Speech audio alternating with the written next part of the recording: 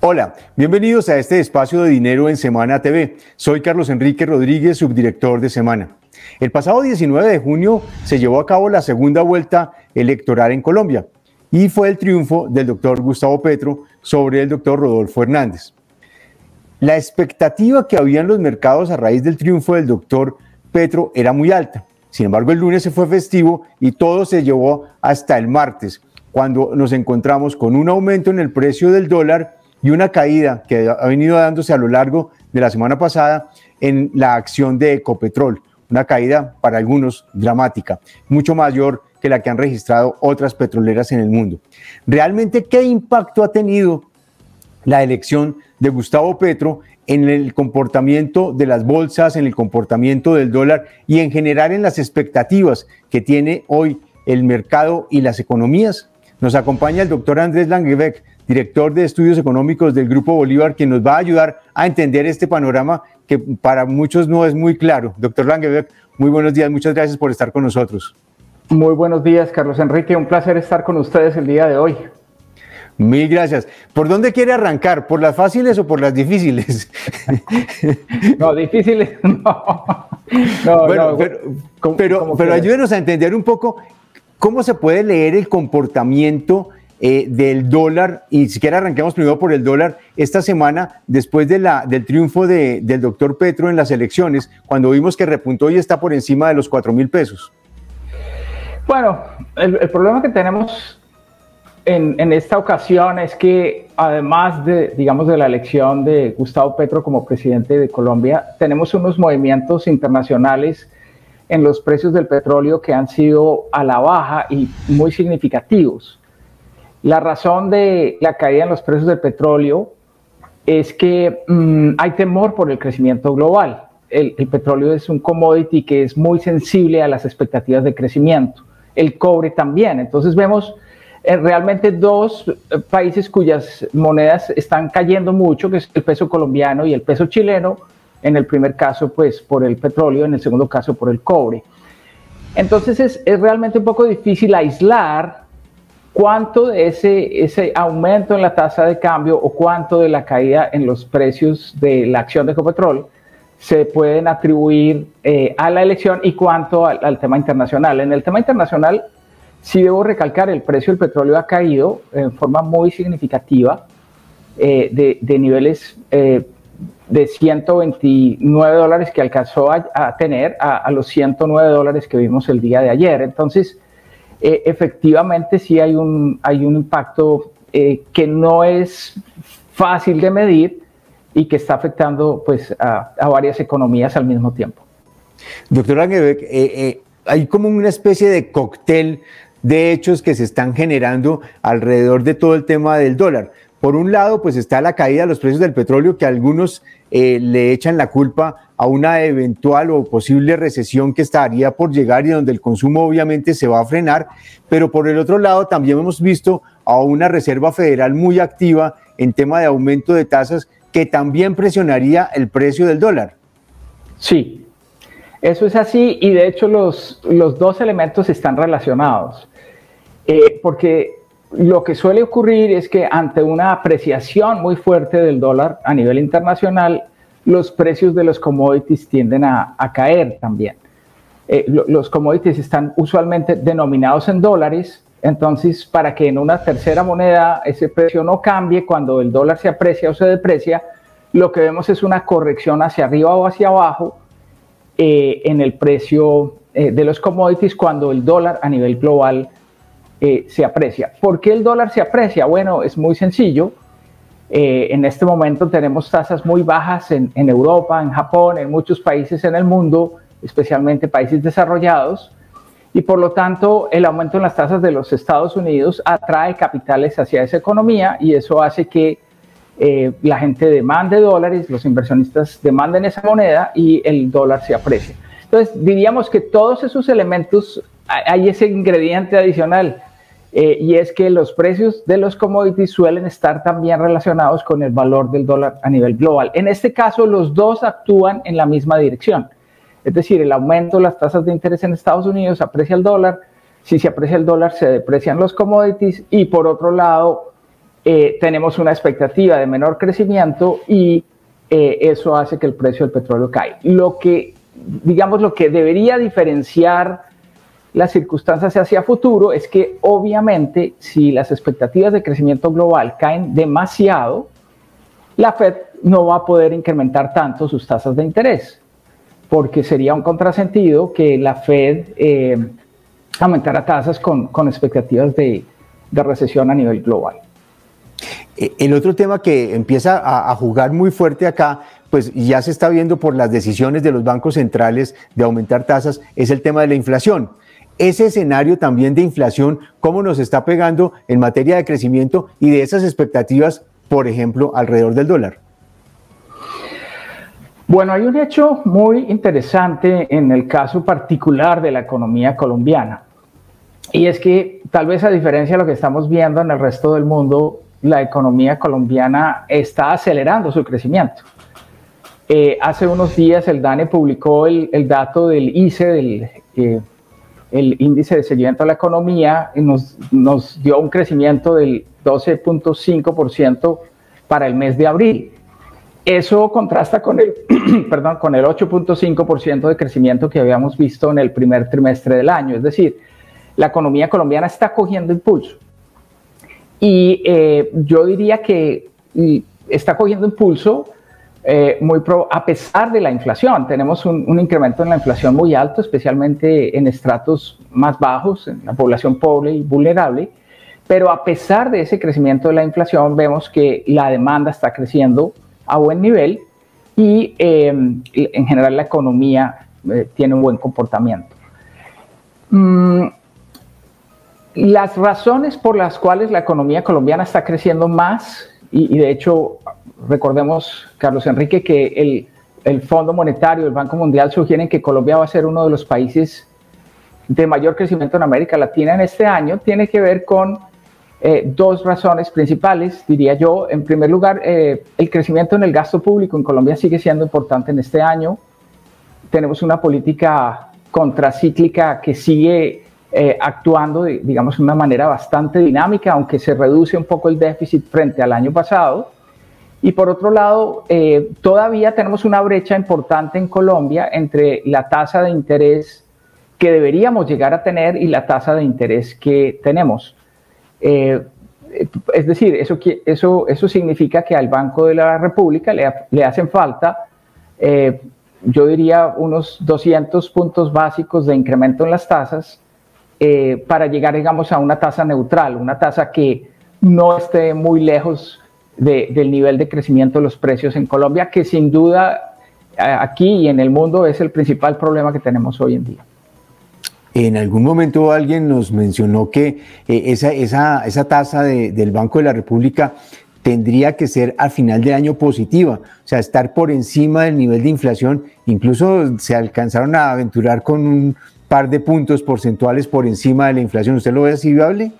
No, yo no lo veo así viable y me parece que el banco ha sido claro relativamente en decir que ellos están buscando para este año una tasa neutral real. Eso quiere decir una tasa de interés real de cero, es decir, una tasa muy semejante al nivel de la inflación en Colombia.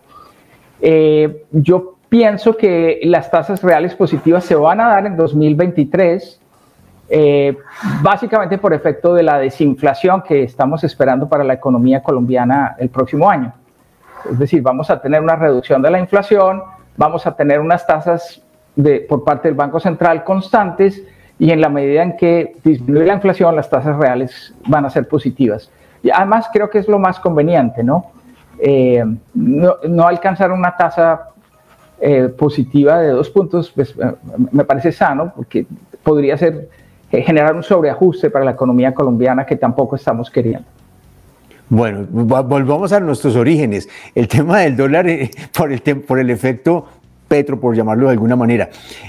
Usted mencionó al principio que es difícil desagregar qué tanto le pega al dólar la llegada del nuevo presidente versus todo ese panorama que estábamos viendo a nivel internacional.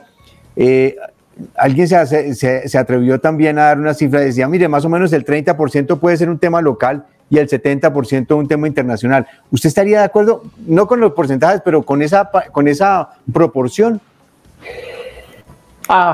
Aquí hay que sumarle otro ingrediente adicional, es que el presidente electo ha hablado de un gran acuerdo y de un gran consenso nacional frente a temas. Incluso pues es noticia que el presidente Álvaro Uribe ha sido invitado por el presidente electo a dialogar y que el presidente electo ha dicho que quiere un diálogo no solamente a nivel de los políticos, sino un diálogo entre los colombianos y que ese diálogo sea vinculante.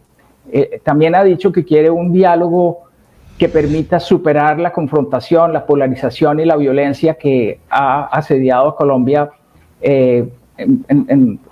durante mucho tiempo. Entonces, a eso habría que agregarle que tenemos aparentemente un presidente electo que es mucho más moderado, que quiere suavizar probablemente algunas de las propuestas que él había insinuado en campaña, y eso también hay que agregarlo a este caldo de muchos ingredientes que tenemos. Y yo pensaría que eso hace una diferencia. Particularmente, digamos, el tema de la tasa de cambio en Colombia está muy afectado, podría estar muy afectado por el tema de Ecopetrol. Y no solamente de Ecopetrol, en general de la propuesta de campaña del presidente de impedir nuevas exploraciones de petróleo y gas en el país. Fedesarrollo ha hablado de menores ingresos por exportaciones de cerca de 8.800 millones de dólares al año solamente por esa decisión. Eso es devastador, es un crecimiento, es una caída muy importante, digamos, en los ingresos por exportaciones. En la medida, por ejemplo, que este diálogo llegue a una solución intermedia en ese tema de la exploración petrolera, por ejemplo, podríamos ver la tasa de cambio en niveles muy diferentes. Entonces, yo no me atrevo tan fácilmente a decir qué porcentaje es atribuible a la elección y qué no, porque tenemos también una elección con unas particularidades muy especiales en términos de lo que podría llegar a ser las políticas del presidente Petro, que podrían llegar a ser menos drásticas en elementos que atañen al mercado cambiario y que podrían beneficiar muchísimo al país. Voy a robar una frase que dijo el exministro Amílcar Acosta, dice que uno en campaña la hace con poesía, pero cuando gobierna, gobierna con prosa. Entonces creo que aquí va a haber como un ajuste de la moderación del lenguaje, pero permítame detenerme, doctor Langebeck, en el tema de Ecopetrol. Miremos un poco el tema de Ecopetrol, porque si bien el precio del petróleo ha caído, digamos, la caída del precio de la acción y la pérdida de capitalización bursátil que ha tenido Ecopetrol en esta semana ha sido muy fuerte y muy dura. Eso únicamente, aquí sí tendríamos que ver que el tema de la exploración y la suspensión de nuevos contratos sí le está pegando muy duro al precio de Ecopetrol. Sí, digamos, la caída que tuvimos el martes en el precio de la acción de Ecopetrol, yo creo que es el más atribuible al efecto electoral. Ya la caída que tuvimos el miércoles y la que tuvimos el jueves ya es más atribuible al fenómeno externo, pero son cálculos demasiado burdos realmente. Doctor Langebeck, en el plan de gobierno del presidente Petro, pues se menciona en 2 párrafos su política extractiva. Y uno dice, no va a haber más contratos de exploración petrolera, no va a haber yacimientos no convencionales, se van a suspender los pilotos de fracking, y por otro lado también advierte que gran parte de la producción podría quedarse, o toda la producción podría quedarse en el mercado doméstico. ¿Qué implicaciones podría tener eso para el tema de exportaciones y la tasa de cambio? Sí, Carlos Enrique, digamos, yo sí, en ese segundo punto también veo un elemento adverso. La verdad es que no tendría mucho sentido aumentar la carga de refinería sin permitir mayores exportaciones, porque entonces, ¿qué haríamos con los excedentes? La diferencia entre la producción y el consumo interno, ¿qué estaríamos haciendo con eso? Eso tendría un efecto claramente adicional negativo, no solamente a la perspectiva de largo plazo de producir y exportar menos, sino a la imposibilidad de generar divisas mediante el excedente entre la producción y el consumo doméstico. esto pues claramente sería adverso. Sin embargo, también en ese punto hemos oído algunas líneas que sugieren la posibilidad de que se modifique esa decisión. Yo creo que es muy probable, y eso es lo que uno oye por parte de algunos miembros del Congreso, es que el gobierno tiene que ser práctico. No, el palo no está para cucharas, y yo creo que estos ingresos que estamos teniendo extraordinarios por efecto de la guerra entre Rusia y Ucrania en términos de mayores precios de petróleo, deberían más bien aprovecharse y no tener, digamos, un daño a la economía adicional por un motivo que desde el punto de vista económico tampoco se entiende muy claramente cuál es la razón, cuál es la lógica realmente. Claro, y además en campaña tampoco fue muy amigable con el sector, o no ha sido muy amigable con el sector extractivo. En algún momento comparó el petróleo y el carbón con la coca, y obviamente pues eso también genera unas tensiones, y obviamente algunos inversionistas podrían ver que el petróleo o el sector extractivo lo está viendo el nuevo gobierno, como un enemigo público, y pues obviamente la señal no es la mejor. Así es, así es.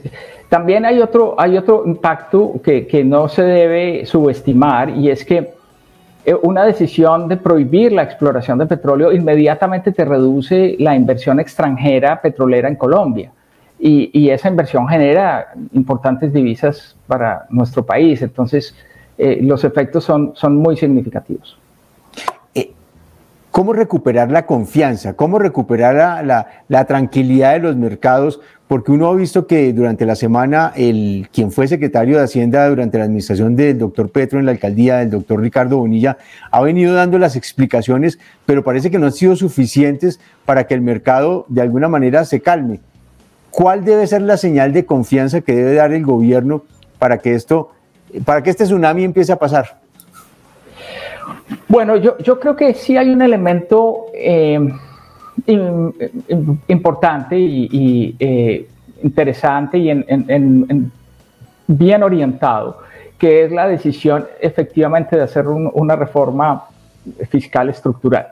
O sea, es clarísimo que Colombia ha estado dando bandazos en términos de la política fiscal en los últimos años, especialmente después de la caída de los precios del petróleo 2014, 2015, y que no hemos logrado realmente una estabilidad en materia fiscal y unas reglas que permitan ser medianamente coherentes en el mediano plazo en materia tributaria. Yo creo que sí es bueno que tengamos una reforma tributaria. Es bueno que sigamos los consejos que ya la OCDE nos había dado y la misión de expertos nos habían dado sobre cómo hacer esa reforma.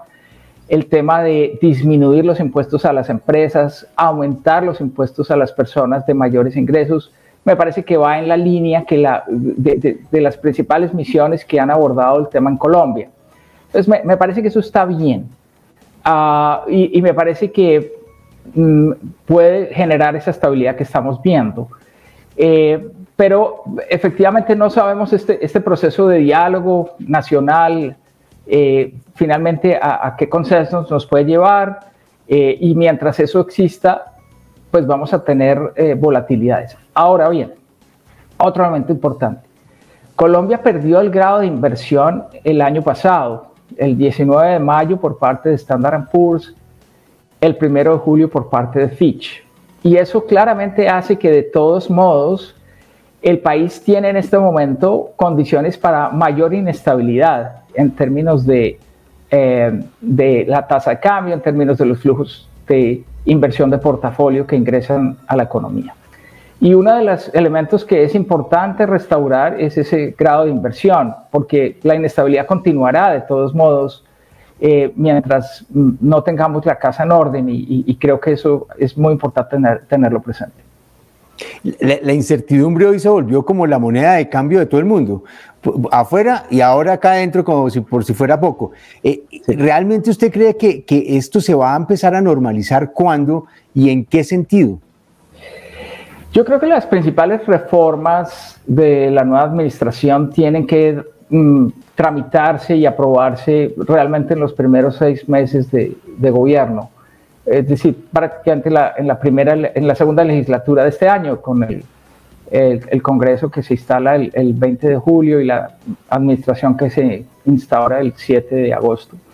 Yo pienso que estos meses van a ser de todos modos de alguna inestabilidad, aunque se logren ciertos consensos, y pienso que dependiendo finalmente del resultado que se obtenga con las reformas, pues podríamos llegar a decir que hemos pasado esa prueba de fuego de realmente llegar hacia a una situación mucho más estable.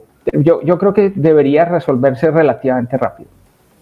¿Cuáles son sus cálculos, doctor Langebeck, en materia de precio de dólar al final del año? ¿Cómo son un poco los indicadores y las perspectivas que ustedes tienen de los indicadores? Arranquemos por dólar. Bueno, no es tan fácil. Yo quiero hablar de otro tema importante en estos determinantes de los ingresos petroleros para nuestro país, que es el tema de la guerra entre Ucrania y Rusia, o Rusia y Ucrania, y el tema del suministro de combustibles por parte de Rusia a Europa. Hay un hecho muy importante en los últimos días que tiene que ver con la decisión de Rusia de cortar el suministro de gas a Alemania, que es el principal demandante de gas ruso en Europa en estos momentos. Nosotros habíamos pensado que esa decisión realmente no se iba a llegar a ver, porque pues realmente el gas es el segundo producto de exportación que tiene Rusia después del petróleo. No hay manera para Rusia de sustituir el gas que exporta a Europa, porque si bien exporta algo a China, pues no hay gasoductos que puedan en el corto plazo reubicar esa producción desde Europa hacia China. Con lo cual, pues lo que vamos a ver probablemente, si esto se confirma y esto continúa, es que de todos modos, y a pesar de que haya una recesión o una disminución del crecimiento a nivel global, lo que podríamos ver es que los precios del petróleo se podrían mantener altos. Entonces, el disclaimer acá es que todas las proyecciones que hemos hecho están basadas en la idea de que Rusia no va a cortar el suministro de gas. Parece que ese supuesto ya no es válido, que sí se va a ver afectada a Alemania por esos recortes, y ahí tendríamos un factor adicional de crecimiento en los precios de petróleo, aún con recesión global, que podría hacer que los ingresos por divisas al país sean relativamente buenos. Pero pienso que hablar de niveles de los 3.950 a 4.000 pesos que estamos viendo en los últimos días es tal vez lo más sensato. Ok, usted mencionó una cosa importante, y es que podemos estar viendo precios altos de petróleo en medio de una recesión, y obviamente eso va a presionar la inflación. Estamos a puntas de un escenario de lo que hemos hablado usted y yo en algún momento, ¿estanflación? Efectivamente, sí. Lo que estamos viendo, y los datos de esta semana, Carlos Enrique, de los PMIs en la zona euro, por ejemplo, nos muestran una fuerte caída en la actividad manufacturera de la región. Vamos a ver seguramente disminuciones en los PMIs para Estados Unidos, para Japón y para China. Entonces, sí, el tema de menor crecimiento global es bastante sensato. Es probable que lleguemos a una situación de esa naturaleza. Hay una probabilidad que es más o menos cercana al 40-50% de que eso se produzca, con consecuencias realmente complicadas para todo el mundo. Bueno, entonces ya me dijo dólar más o menos entre 3.900, 4.100, más o menos estamos por ahí. ¿Cómo está viendo el tema de inflación? Nosotros estamos con una proyección de inflación de 9.6%. Tenemos dos elementos que van a estar en conflicto en los próximos meses. Vamos a tener una inflación de alimentos que seguramente va a empezar a caer en los próximos meses por efecto de mayores cosechas, especialmente en productos no transables como la papa, la cebolla, el tomate y algunas frutas. Pero vamos a ver una inflación sin alimentos que va al alza, por efectos de reajustes en arriendos, por efecto, el crecimiento en los precios de la gasolina también va a ser muy importante. Recordamos que es un tema que se ha venido discutiendo y que la nueva administración tendrá que abordar. Se están proponiendo reajustes en precios de la gasolina importantes para incluso probablemente este mes de junio y los meses de julio y agosto, pero la nueva administración obviamente tendrá mucho que ver en ese tema. Pero en principio sí estamos hablando de un ajuste cercano al 9.6%. Ok. Precio de petróleo, ¿cómo lo están viendo para final de año? Si el dólar era difícil, creo que este está más complicado. Bueno, yo te diría que si no tenemos esa restricción en pleno del suministro de gas de Rusia a Europa, veríamos precios de petróleo alrededor de $110 por barril. Si llegáramos a ver esa restricción, precios por encima de 130, 140 dólares por barril no se pueden descartar. Ok, muy bien. Y finalmente el crecimiento. Este año estamos bastante bien, pero el año entrante parece que las cosas no pintan muy bien. Sí, así es.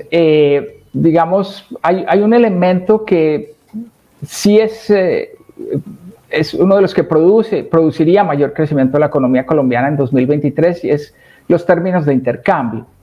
El país tiene un mayor crecimiento en los precios de las exportaciones que de las importaciones, eso aumenta nuestro ingreso y la mayor parte de ese beneficio se siente un año después del incremento en los precios. ¿Por qué?